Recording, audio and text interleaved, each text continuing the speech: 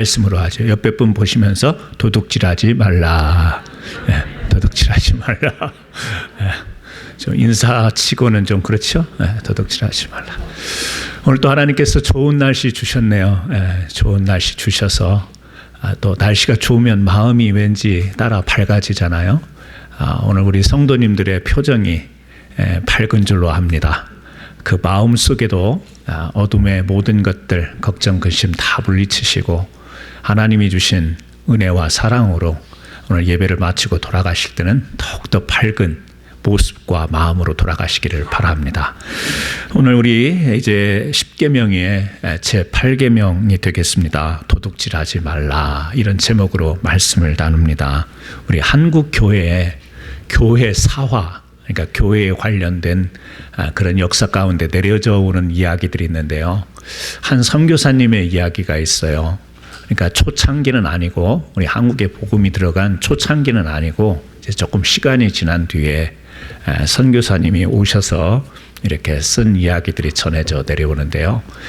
한국 교회에 와서 이 선교사님이 너무 놀란 거예요. 충격을 받은 거예요. 어떤 충격이냐면, 한국에 새벽 기도회가 여러분 몇 시에 드려졌죠? 옛날에 새벽 4시에 새벽 기도가 드려졌어요. 그걸 보고 너무 놀란 거예요. 왜냐하면 한국 분들만 이렇게 이른 아침에 교회에 나와서 그렇게 기도하잖아요.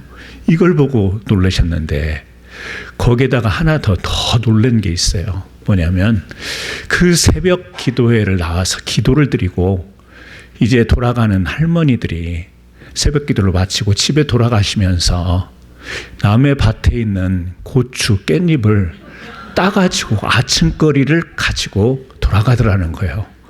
그런데 너무 그 모습이 자연스럽고 태연하고 죄책감이 없이 마치 이른 아침 만나를 거두는 것처럼 그렇게 가는 모습을 보고 선교사님이 굉장히 놀랬다라고 하는 그런 이야기가 전해져 옵니다.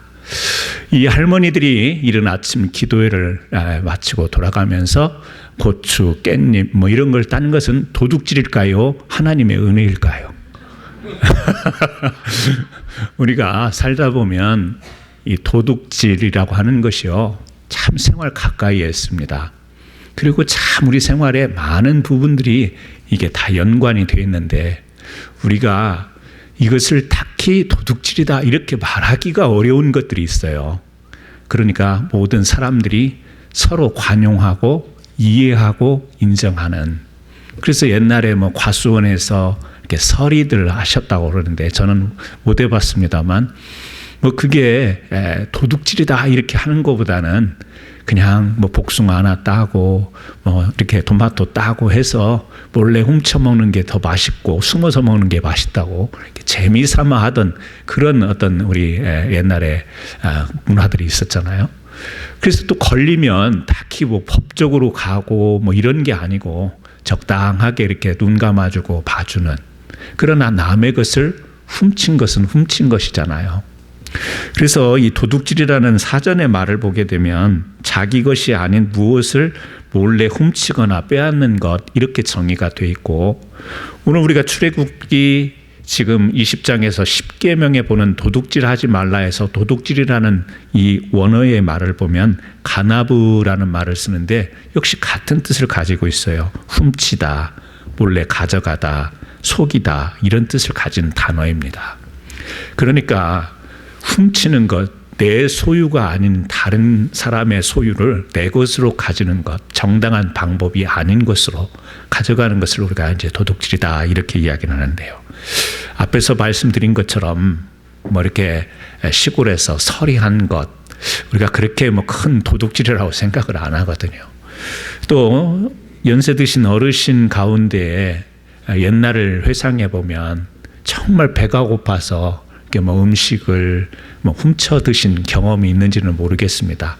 뭐 꼭 옛날이 아니어도요, 요즘에도 가끔 보면 뉴스에서 정말 생활 형편이 어렵고 먹을 것이 없어서 이렇게 슈퍼마켓에 들어가 가지고 음식을 이렇게 훔치다가 걸린 그런 뉴스들이 나와요. 그래가지고 이제 뭐 경찰서로 가고 파출소로 가면 오히려 경찰들이 그 사람을 이렇게 좀 도와주는 뭐 그런 기사들도 많이 나옵니다.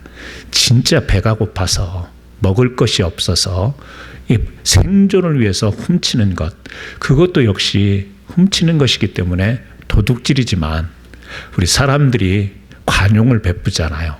그 사실 내용을 알고 보면 너무 마음이 아프니까 오히려 동정을 베푸는 그런 훔침, 도둑질도 있는 것이죠. 성경에 보면 가난한 자들, 배고픈 자들을 위해서요, 하나님의 보호장치를 이스라엘 백성들에게 하십니다. 어떻게 우리가 이미 잘 알고 있는 대로 그 농사를 짓고 이렇게 추수 때가 되면 그 이삭을 남겨두라는 거예요. 다 훑어가지고 깨끗하게 훑어가지 말고 적당히 이렇게 흘려놓은 것은 거두지 말고. 왜요? 좀 배고픈 사람들이 와서 그것을 가져가도록. 포도나무에 포도송이가 열리면 따고 이렇게 가다가 저기 조금 남았는데 그런 생각이 들걸랑 그냥 다시 가서 마저 따지 말고 남았어도 그냥 두고 가라. 이것이 성경에서 말하는 지침이에요. 왜 그러냐면 배고픈 사람들, 정말 없는 사람들, 가난한 사람들을 위한 배려. 그러면서 그런 장치를 해놓고 하나님은 뭐라고 말씀하시냐면 도둑질하지 말라, 이렇게 이야기를 하세요. 그러니까 훔칠 수밖에 없는 그런 형편에 놓인 사람들에게 하나님은 배려를 해 놓으시고 그래도 살 수 있도록 이렇게 만들어 놓으시고 그 다음에 하시는 말씀이 도둑질하지 말라, 이런 말씀을 하십니다. 그런가 하면 성경에 보면 다양한 도둑질에 대한 이야기들이 나와요. 이 다양한 도둑질의 이야기는 어떤 부류의 도둑질이냐면 사람의 탐욕 때문에, 사람의 욕심 때문에 생기는 이 도둑질. 그래서 이것은 자기의 양심을 속이는 것뿐만 아니라 다른 사람에게 피해를 입고 공동체에게 피해를 입히는 그런 도둑질, 참 여러 가지가 성경에 나옵니다. 그런데 우리가 성경을 다 훑어보지는 못하더라도 이 남을 속여서 가로채는 것, 속여서 내 것으로 만드는 것, 또 장사하는 사람이 그래서 저울과 또 이런 이야기가 나오잖아요. 저울을 속이고 길이를 속여서 폭리를 취하는 것, 또 탈세하는 것, 또 급할 때 돈을 빌렸는데 빚을 갚지 않는 것, 현대 요즘으로 보면 주가를 조작하는 것, 법을 악용해서 다른 사람에게 해를 끼치는 것, 뇌물을 주고 부당이익을 취하는 것, 명예와 권력과 학문을 사칭하는 것, 이것도 이제 도둑질에 포함이 되는 것이죠. 도둑질은 어떻게 보면 이 종류와 수를 정말 셀 수 없을 정도로 다양하게 우리가 훔치는 이런 것이 있고, 또 다른 사람의 소유를 내 소유로 만들고 정당하지 않은 방법으로 부당이익을 취하고, 이런 것이요 성경에 나와 있을 뿐만 아니라 굉장히 많이 우리 살면서 주변에서 있는 일들입니다. 그런데 이런 도둑질의 동기는 무엇이냐, 우리가 가만히 보면 종류는 수도 없고 형식은 또, 그리고 우리가 어떤 것은 저건 도둑질이라고 보기는 어려워라고 하는 작은 것에서부터 큰 도둑질까지 그 전체의 내용을 들여다보면 그 동기가 무엇이냐, 많은 사람들은 그렇게 이야기를 합니다. 사람의 욕망 때문이다. 성경도 그렇게 접근합니다. 우리의 탐심, 사람의 욕심. 사람이 어떤 욕구가 강하냐면요, 욕심이 강하냐면 소유욕, 가지려고 하는 것, 이거 굉장히 강하잖아요. 우리가 부인 못합니다. 저도 이렇게 가지고 싶은 것이 많고요. 여러분도 아마 그런 것이 많을 거예요. 어떤 것을 꼭 갖고 싶은데 갖지 못하면 잠을 못 자는 사람도 있고요. 우리 사람이 소유욕이라는 것이 있습니다. 그런데 이 소유욕이라고 하는 것은 사람을 심하게 되면 막 집착하게 만듭니다. 집착하다 보면 방법, 수단 가리지 않고 어떻게든 내가 소유하고 싶은 쪽으로 자꾸 삶이 그렇게 흘러가게 되는 것이죠. 소유욕이라고 하는 것은 우리 사람이 갖는 당연한 욕구인데 집착하다 보면 꼭 그것을 내가 가져야 된다 생각하다 보면 문제는 수단과 방법을 가리지 않는다라는 데 문제가 있는 것이죠. 오늘날 우리가 살아가는 세상을 물질주의적인 세상이다, 좀 이렇게 이야기를 합니다. 이 물질주의라고 하는 이 용어는 이 특징이 뭐냐면 그러니까 우리가 살아가는 세상, 뭐 돈, 이것으로 막 다 되는 세상처럼, 물질이면 최고인 것처럼 이렇게 생각하는 그런 흐름이 지금 세상의 흐름인데요. 특징이 뭐냐면 사람이 무엇을 가지고 있는가가 그 사람을 평가하게 되는 거예요. 저 사람이 뭘 소유하고 있는가에 따라서 그 사람에 대한 존재의 가치가 달라진다라고 하는 거예요. 여러분, 사실은 그렇지 않죠? 소유가, 우리가 소유한 것이 존재를 의미하지는 않습니다. 그래서 여러분, 에릭 프롬이 쓴 소유와 존재냐 이런 책이 있는데요. 그 이야기예요. 우리가 가진 소유라고 하는 것이 우리 나라고 하는 이 존재를 이끌어가는 것이 아니다. 소유라고 하는 실존 방식과 존재라고 하는 실존 방식 따로 있는 거죠. 내가 뭘 많이 가지고 있다고 그랬어. 우리가 성경책을 10권 가지고 있다고 해서 여러분 말씀을 잘 하시나요? 집에 막 새 성경, 뭐 쉬운 성경, 개역 개정 막 10권의 성경을 가지고 있으면, 여러분들이 소유하고 있으면 여러분들의 성경의 지식이 막 늘어나나요? 아니면 10권의 성경을 가지고 있기 때문에 여러분의 믿음이 막 10배로 늘어나나요? 아니죠. 그것은 아닙니다. 내가 가지고 있는 것을 나라고 하는 존재에 적용시켜서 거기서 나오는 가치가 상승될 때 우리 존재의 의미가 있는 것이죠. 그러니까 많이 가졌다고 해서 그 사람의 존재가 어떻게 되는 것은 아닌데, 근데 지금 세상은 그렇게 됐다라는 거예요. 그래서 에릭 프롬도 그런 이야기를 해요. 사람의 의식 변화가 필요하다. 왜? 세상은 자꾸 기술적 진보와 더불어서 인간성이 퇴보하는 그런 시대를 우리가 살고 있기 때문에, 다시 말하면 소유 이것이 마치 나인 양 여기는 세상에서 좀 우리의 인간들이 의식을 변화시킬 필요가 있다. 소유는 존재가 아니다. 그 이야기를 하는 거예요. 그런데 오늘을 살다 보면요, 그렇지 않아요. 이 에릭 프롬처럼 그렇게 바른 이야기를 하지 않고요, 사람이 무엇을 입고 무슨 차를 타고 어떤 집에서 사는가에 따라서 그 사람에 대한 평가가 달라져요. 저 사람 능력 있네. 저 사람 실력 있네. 저 사람은 저런 사람이야. 저런 부류의 사람이야. 이런 것이요, 대부분 무엇으로 평가되냐면 가지고 있는 것, 소유로 인해서. 그러다 보니까 인간의 가치가, 그래서요, 없으면 가지려고 하는 것이 우리 사람들이요. 왜? 없다고 하면 무시당하니까.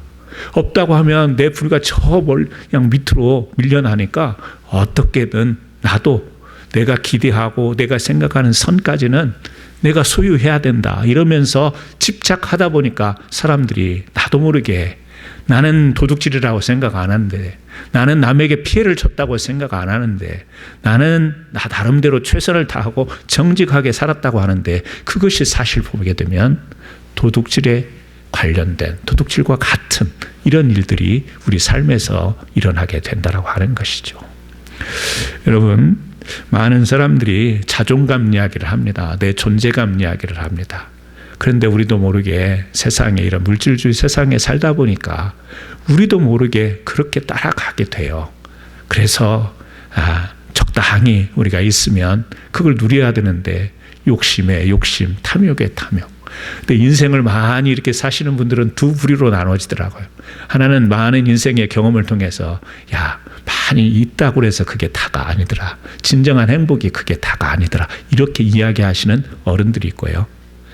또 한 부류는요, 그렇게 인생을 많이 사시고 경험했는데도 끝까지 고집적으로 그렇게 소유욕에서 벗어나지 못하는, 그냥 인생에 이제 많은 정리를 하고 이렇게 사셔야 될 그런 연세인데도 끝까지 그 욕심에 그 집착에서 벗어나지 못하는 그런 분들이 있는 것 같습니다. 여러분, 우리가 수단과 방법을 가리지 않는다라는 것, 이것은 참 위험한 일입니다. 이것은 참 우리 인생을 피폐하게 만들고 나 자신뿐만 아니라 우리 공동체에 많은 해를 끼치는 일이 되는 것입니다. 그래서요, 우리가 이 오늘 십계명을 대하면서 그렇다고 한다면 실제 우리의 삶의 분위기는, 우리가 살고 있는 세상의 분위기는 이런데, 그러면 우리는 어떻게 살아야 되냐라는 거죠. 이 십계명이 우리에게 던져진 그 의도를 우리는 좀 이해해야 되지 않겠습니까? 가장 먼저 이런 단순한 이 탐욕이라고 하는 문제로 접근을 하면 우리가 가장 먼저 생각해야 될 것은 그러면 우리는 소유가 아닌 존재, 나라고 하는 존재 의식을 다시 한번 확고히 하는 것이 우리에게 필요한 것이 아닌가. 그런데요, 나라고 하는 존재를 여러분들이 이미 십자가에 달리신 예수 그리스도를 통해서 이제 그리스도인이 되었고 하나님의 자녀가 되었기 때문에 이미 우리는 우리의 존재를 압니다. 하나님의 백성이에요. 하나님의 자녀입니다. 영광된 하나님의 그 사랑 안에서 살아가는 존재. 그래서 우리의 존재를 늘 확인하고 우리의 존재감을 하나님 앞에서 늘 확인해야 수단과 방법을 가리지 않는 삶에 빠지지 않아요. 그래서 그러면 우리 믿는 사람들이, 하나님의 백성들이 우리가 이렇게 우리의 존재감을 찾는 그 모습은 어디에서 볼 수 있는가? 저는요, 그것이 신앙 고백이라고 생각합니다.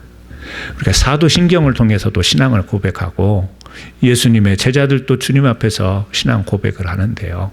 신앙 고백은 내가 어떤 행위에 대한 걸로 인하여서 고백하는 것도 신앙 고백에 포함이 되겠지만 하나님 앞에서 내가 누구인가를 늘 끊임없이 찾는, 노력하는 이 모습이 저는 신앙 고백이 아닌가 그런 생각을 합니다. 하나님 앞에서 내가 누구인가, 죄인이었는데 하나님이 의롭게 여겨주셔서 오늘 또 이 부당하고 정말 험난하고 불공평하고 차별이 있고 경쟁에 치열하고 수단과 방법을 가리지 않는 세상에서 하나님의 거룩함으로 옷을 입은 내가 하나님의 기쁨에 어긋난 삶을 살아가면 안 되는 존재라고 하는 이 고백을 늘 하는 것, 이게 우리의 신앙 고백 아닐까요? 그래서요, 우리의 존재됨은 무엇을 통해서 확인하고 무엇을 통해서 강화할 수 있는가? 저는 신앙 고백이다. 그러니까 사도신경은 우리가 만들어진 고백문이고요. 여러분 날마다 아침마다 저녁마다 또 교회에 오실 때에 여러분의 신앙 고백이 있어야 될 줄로 믿습니다.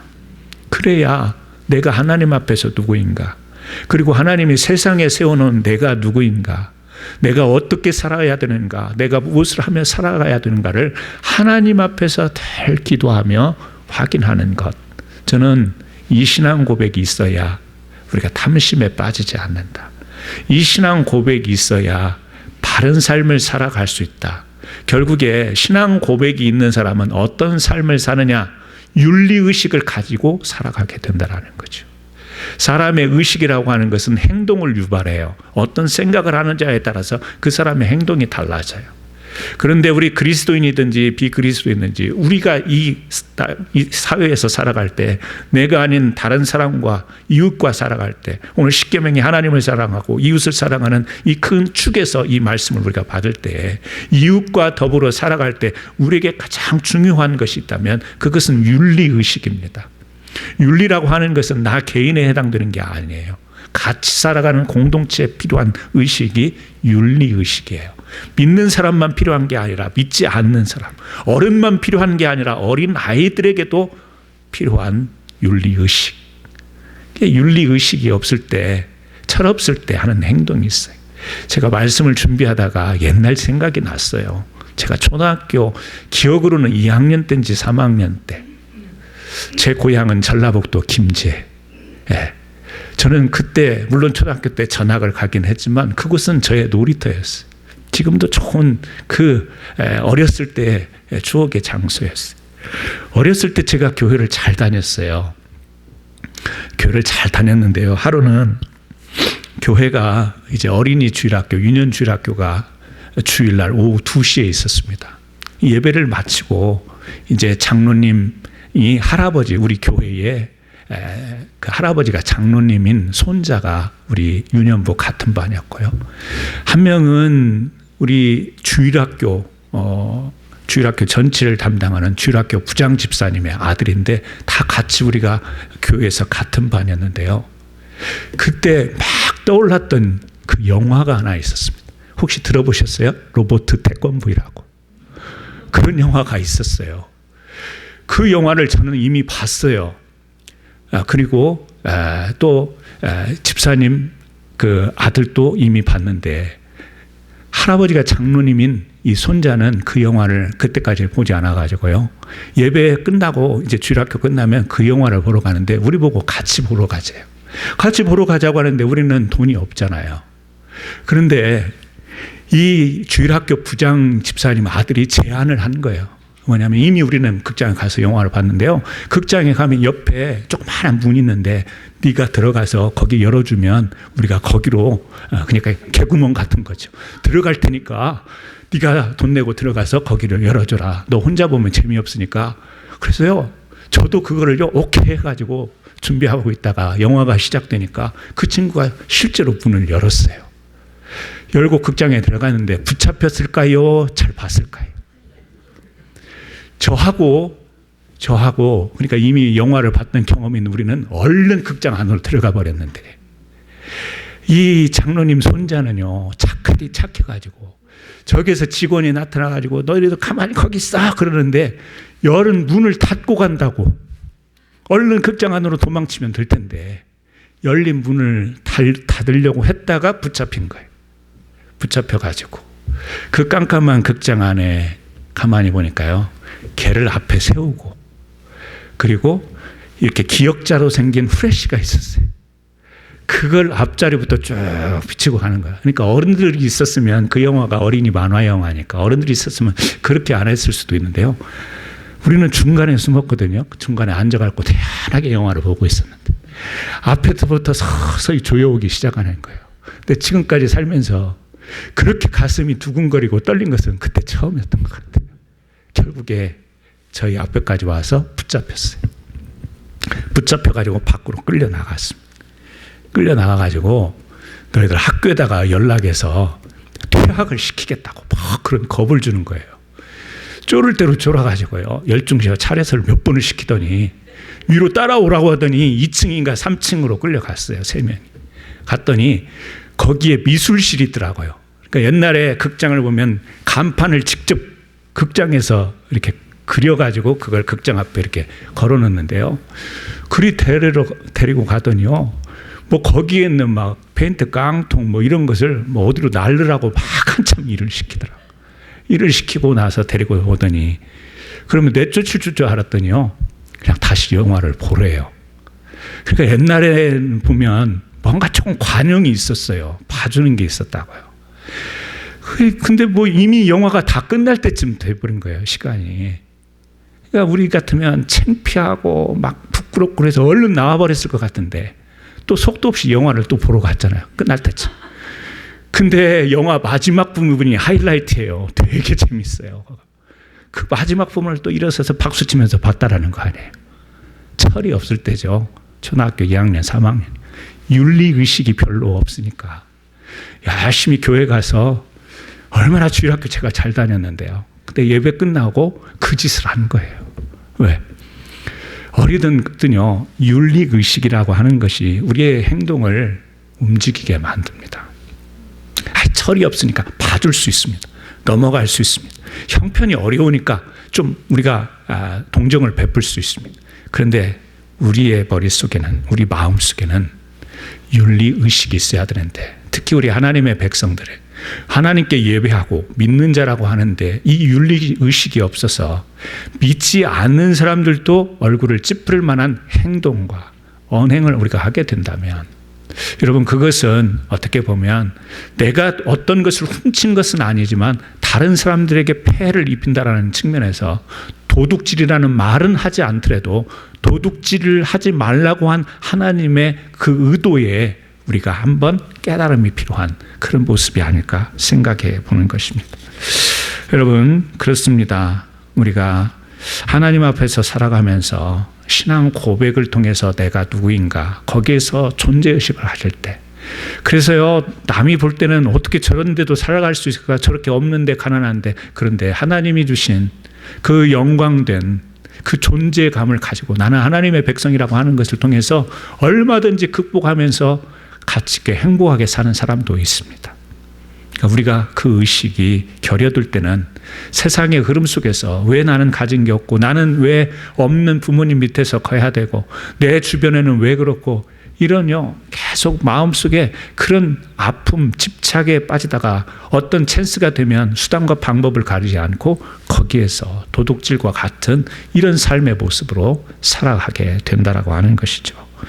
에베소서 2장 10절에 보니까 우리는 그가 만드신 바라 그리스도 예수 안에서 선한 일을 위하여 지으심을 받은 자니, 우리의 존재예요.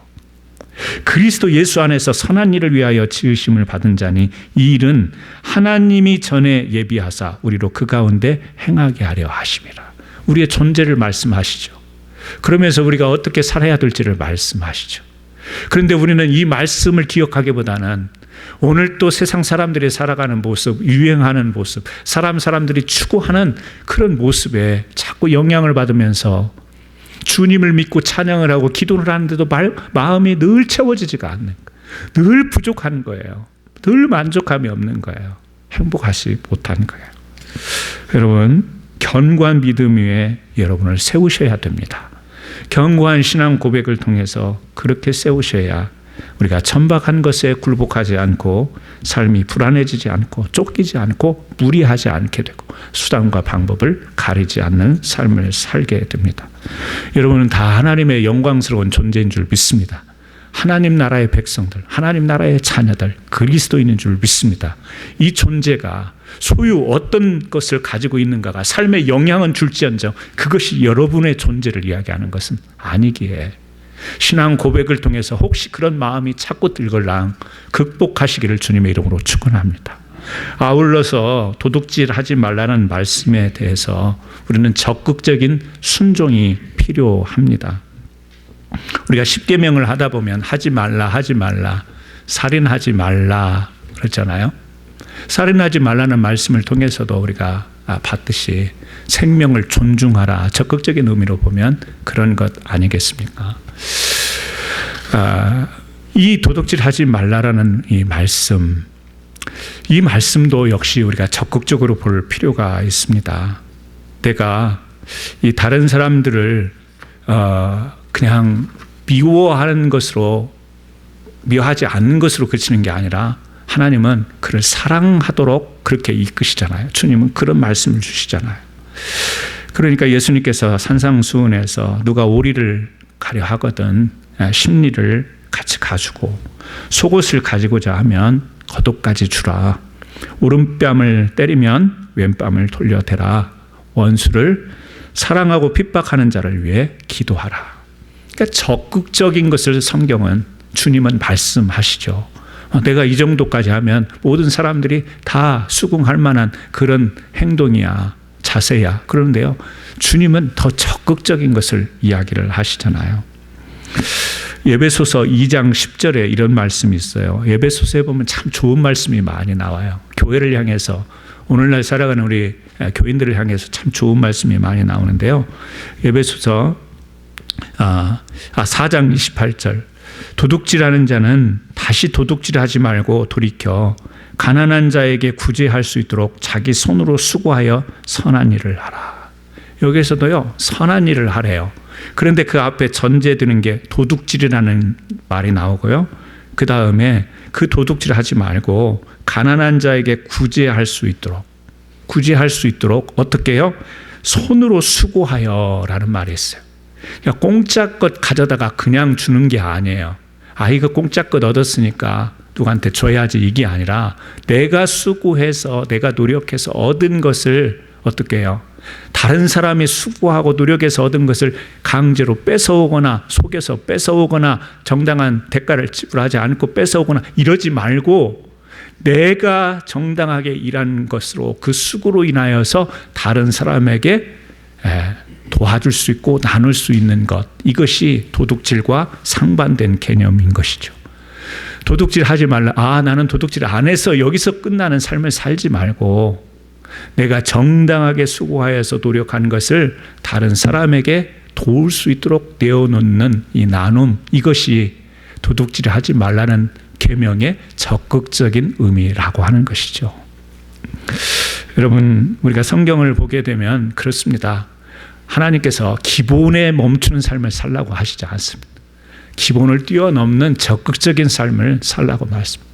육신을 가진 이 땅에서의 삶을 머물러서 사는 것이 아니라 우리의 영원한 세계를 위해서, 우리 내를 위해서 하나님 나라를 바라보면서 살라고 말씀을 하시는 것이죠.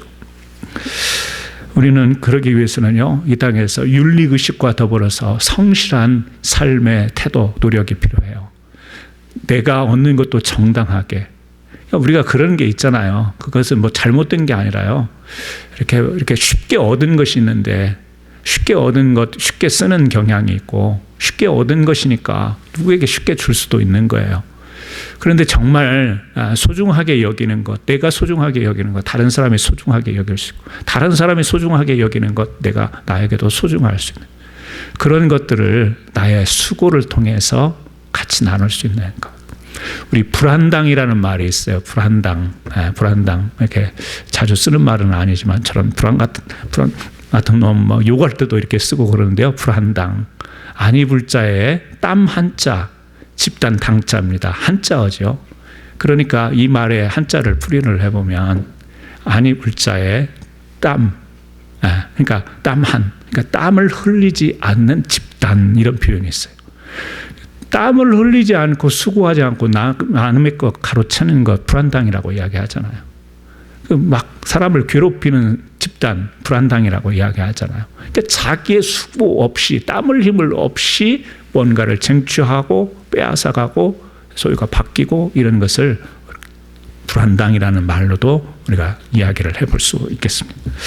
여러분, 그렇습니다. 우리 믿는 하나님의 백성들 삶 가운데서 하나님은 항상 부지런하고 성실하고, 이렇게 하나님께서 우리에게 많은 말씀을 통해서 예배소서뿐만 아니라 결국에 하나님은 우리 이웃과의 관계 속에서 자기 중심, 거기에 집착이 되어서 수단과 방법을 가리지 않는 탐욕에 처진, 그것이 결국에 도둑질로 연결이 되는 삶이 아니라 나는 하나님의 거룩한 백성으로 거듭났고, 이 거듭난 백성이 늘 하나님 앞에서 내가 누구인가를 통하여서 바른 생각과 바른 삶의 자세를 가지고 하나님이 요구하시는 적극적인 계명의 의미로서 적극적인 순종을 통해서 우리가 내 수고를 통해서 다른 사람과 함께 나누는, 그래서 구약의 신명기 레위기를 보면 참 많은 곳에 이렇게 이웃에게 배려하고 이웃을 돕고 구제하고 이런 내용들이 참 많이 나와 있습니다. 왜 그럴까요? 그냥 그런 말씀들이 쓰여졌을까요? 아니죠. 바로 하나님의 마음인 것입니다. 그러므로 우리가 오늘 또 이 말씀을 대하면서 우리가 좀 이 구절은 좀 찾아보셨으면 좋겠는데요. 귀찮아도 디모데전서 신약성경 342쪽이에요. 디모데전서 우리가 342쪽입니다. 디모데전서 6장 17절과 19절을 통해서 말씀을 마치려고 합니다. 디모데전서 6장 17절, 18절, 19절.